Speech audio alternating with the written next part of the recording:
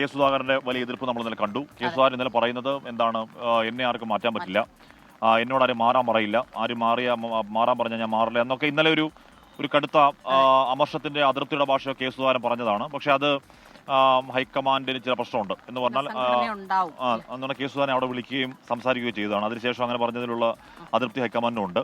എന്തായാലും ആ അതൃപ്തി ഉണ്ടെങ്കിൽ തന്നെയും അത് കഴിഞ്ഞ് മുന്നോട്ടേക്ക് പോകാൻ തന്നെയാണ് തീരുമാനം എന്നറിയാൻ കഴിയുന്നുണ്ട്. അപ്പോൾ ഇന്നോ നാളെയൊക്കെ പ്രഖ്യാപനം ഉണ്ടാകും. ആന്റോ ആന്റണിയുടെ പേര് തന്നെയാണ് ഇപ്പോഴും മുൻതൂക്കം ഉള്ളത്. എപ്പോൾ പ്രഖ്യാപനം ഉള്ളത് it's matter of time. Umesh Balakrishnan വിവരങ്ങളുമായി ചേർന്നു. ഉമേഷ്, അപ്പോൾ ഇന്നലെ കെ സുധാകരൻ ഏതാണ്ട് അദ്ദേഹത്തിന്റെ ഉള്ളിലുള്ള അതൃപ്തി തുറന്നു പറയുകയും അദ്ദേഹത്തെ രോഗി എന്ന് ചിത്രീകരിച്ച് മൂലക്കിരുത്താൻ ചില ആളുകൾ, ചില നേതാക്കൾ ശ്രമിക്കുന്നു എന്നതടക്കം പറയുകയും ഒക്കെ ചെയ്തതാണ്. ഹൈക്കമാൻഡ് ഒരിക്കൽ കൂടി കെ സുധാകരനുമായി ഒരു സംസാരം നടത്താൻ ഇടയുണ്ടോ ഉമേഷ്?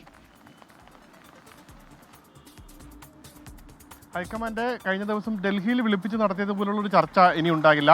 അതേസമയം കെ സി വേണുഗോപാൽ കെ സുധാകരനുമായി ഒരു ആശയവിനിമയം നടത്തും എന്നാണ് നിലവിൽ അറിയുന്നത്. അതിനുശേഷം കെ സി വേണുഗോപാൽ ഡൽഹിക്ക് പോകും. ഡൽഹിയിൽ പോയി ഇക്കാര്യങ്ങൾ ഹൈക്കമാൻഡുമായി കൂടുതൽ ചർച്ചകൾ നടത്തി ഇന്നോ നാളെയോ പുതിയ പ്രസിഡന്റിനെ പ്രഖ്യാപിക്കാനുള്ള നീക്കമാണ് ഇപ്പോൾ ഹൈക്കമാൻഡ് നേതൃത്വം നടത്തുന്നത്. കാരണം കഴിഞ്ഞ ദിവസം ചർച്ചകൾക്ക് ശേഷവും കെ സുധാകരൻ നടത്തിയ പരസ്യ പ്രസ്താവന, അതിൽ ഹൈക്കമാൻഡിന് വലിയ അതൃപ്തിയുണ്ട്. കാരണം അതിനു മുൻപ് തന്നെ ചർച്ച ചെയ്ത് ഒരു സമവായത്തിലെത്തിയതാണ്. അതിനുശേഷം എങ്ങനെയാണ് ഇന്നലെ ഒരു പരസ്യ പ്രസ്താവനയിലും അതും അതൃപ്തി കലർന്ന രീതിയിൽ ഒരു പരസ്യ പ്രസ്താവന നടത്തുന്ന രീതിയിലേക്ക് സാഹചര്യങ്ങൾ എത്തിയത് എന്നുള്ളതാണ് ഹൈക്കമാൻഡിനെ ചൊടിപ്പിച്ചത്. അതുകൊണ്ട് തന്നെ വളരെ വേഗത്തിൽ നടപടികളുമായി മുന്നോട്ട് പോകാൻ തന്നെയാണ് ഹൈക്കമാൻഡിൻ്റെ ഇപ്പോഴത്തെ തീരുമാനം. ഇനി കെ സുധാകരനെ അനുനയിപ്പിച്ച് മുന്നോട്ട് പോകണമോ വേണ്ടയോ എന്നുള്ള കാര്യത്തിൽ പോലും ഹൈക്കമാൻഡിൽ ഇരു അഭിപ്രായമുണ്ട്. കാരണം നേരത്തെ തന്നെ അതുമായി ബന്ധപ്പെട്ട ഒരു ധാരണ എത്തിയതാണ്. എന്നിട്ടും കെ സുധാകരൻ ഇന്നലെ ഇടഞ്ഞത് അതാണ് ഹൈക്കമാൻഡിനെയും കൂടുതൽ കടുത്ത തീരുമാനം എടുക്കാൻ ഇപ്പോൾ പ്രേരിപ്പിക്കുന്നത്.